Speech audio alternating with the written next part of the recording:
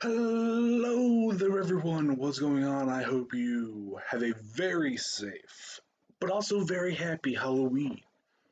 I just finished Mama, this movie, and yeah, I got it from my local library because it's not streaming any fucking where, and my library weirdly has it. So this movie's really good. Kind of sucks that I had to wait, 7 fucking years to watch it, but I watched it. It was really good. Um, I'm not someone who's against jump scares necessarily, and this movie has jump scares, but they're done well. They're not just like spooky. Bleh. It actually works within the scenes that they happen. It's like you literally like, oh shit. It's like a genuine scare. Perfect example is like Annabelle, not the doll. Annabelle is a character within the movie. She's in the kitchen and she's facing the camera, and the light behind her is flickering, and it flickers on, and you see Lily. Then it flickers off. I think she turns around, turns back around, flickers on, and Lily's like right up behind her. And I legitimately like jumped back. I was like, oh shit, like fuck, all right, that's genuinely fucking scary. Um, the one that's like in a GIF most of the time when I see it is like when Lily's like looking at Mama, like she's staring at it down the hallway.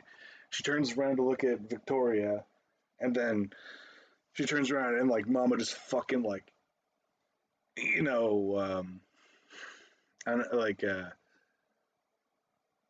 fuck, what's that fucking character from Killer Instinct? Is it Sayako? Who's that one character, like the Japanese ghost character from Killer Instinct that like kind of like jump teleports? It kind of does that, but it's not like a jump teleport. It's like a just very quickly forward. Um,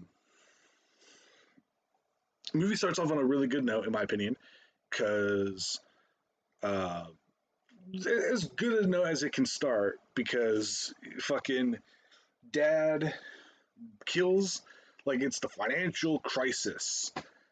Dad fucking goes kind of crazy, goes to where he works, shoots a couple fucking people, shoots his wife, goes home, gets his daughters. This is all in winter. Is driving them to some fucking place on this like snowy fucking unplowed road. He's kind of being a really angry asshole. Like they didn't do anything. Like fucking, it's not their fault you fucking killed their mother and tanked the fucking economy. It's not their fucking fault. And so he looks and then car spins out of control, crashes.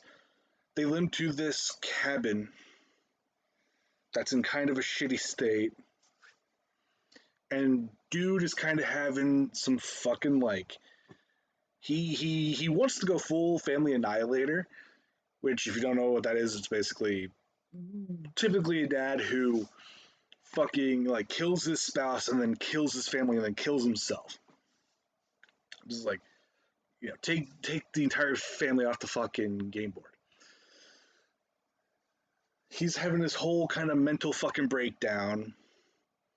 I guess the realization of what he just did, killing the fucking mother and going fucking psycho. And then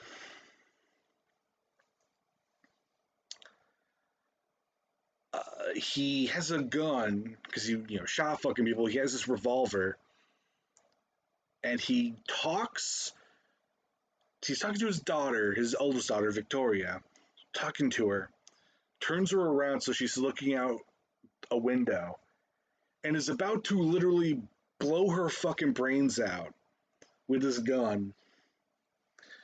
But this revenant. That's what I would call it. It's a revenant, not the Revenant, the Leo DiCaprio movie. Like just the spirit type revenant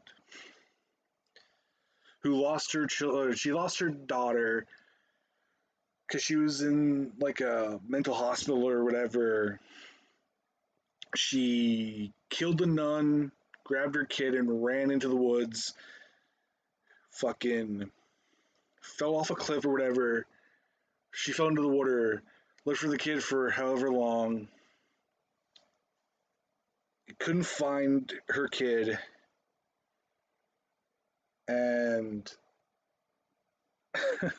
fucking basically died, became a revenant, and then, just, you know, and kills this fucking father who's about to literally just blow his fucking kid's brains off. You know, blow them out the front of their fucking face. And like I was like, good. Like I'm happy this goddamn this motherfucker gets killed. Like I'm happy. That's like a good note to this movie. Movie fucking ends on a very sad, fucked up note because spoilers for a movie from 7 years ago. Um, so they go to this cabin. Also, this doctor dude gets fucking killed. Kind of deserves it because he kind of knows what's going on and just never doesn't tell anybody, and just kind of bleh, gets fucking his neck snapped. One of the other good scenes where he's using a camera because his flashlight's not working, but he has a camera which has a flash, and he's like taking pictures and stuff. And then that's another thing I'm not like I don't mind like light flickering, like teleportation type stuff. I'm not angry at that kind of stuff. But like he's taking pictures and then she basically runs and fucking knocks him down and then just fucking twists his head off, almost off, and it turns it 180 fucking degrees, and kills him obviously. And then there's this aunt who's kind of being a mean spirited asshole. It's like because Luke, who is the kid's uncle's Lily and Victoria's uncle, he didn't know his fucking brother was gonna go kill their mother and do all this shit. Yeah, and he just like wants to love these fucking kids. Like he literally spent all of his money that he had trying to find these fucking kids. Like I guess he's like, fuck my brother. Like my brother's a piece of shit. Like I hope he fucking died. He's like, I want to find these fucking kids because like they didn't do anything to deserve this shit. And this mother, the fucking aunt, who is the sister of the dead wife, the murdered wife, she just kind of is an aloof asshole, and she gets fucking murked by Mama, like fucking kind of horrifically too, because first she gets possessed, and then when they're at the cabin, which there's also like this weird quantum entanglement situation where it's like they are able to like teleport between the fucking like the cabin and the fucking house. It's like this weird entanglement situation where it's like the whole fucking thing. But she gets possessed, and then they find like Luke and Annabelle find her at the cabin, and then she kind of fucking crumples into nothingness, and it's like I'm like mind you, like she's literally just trying to make this dude's fucking life as miserable as possible. Like he actually cares about these kids. She just was like, I want the kids. It's like, what the fuck? And but anyway, so the ending. Going back to the ending. Lily, I fucking hate Lily because Lily, the character, is so like because she was young enough where she kind of got indoctrinated by this ghost during the intervening like 5 years or whatever when when the shit happened. Stuck in the cabin for 5 years or whatever, give or take. Because I'm not sure when the movie takes place, but it's like some years later. Because like Financial Crisis is like 2008, And then like this movie came out in 2013. So anyway, um, so like they got indoctrinated by this fucking being, and like they went all feral. But Lily was too young to where she didn't have any kind of personality of her own or any memories of the before times. So she got really attached to this mama being, and like the doctor fucking found out that this woman was real, that mama wasn't just a fucking personality. Like that's what he was like. She has like dissociative identity disorders, and like she this is a personality. And meanwhile, he's experienced all this really creepy shit. So he finds out that they found her baby. It was like hanging on a tree branch, and they found it. And it was fucking dead, obviously. And it was in fucking lockup. It was like in an evidence locker, like this fucking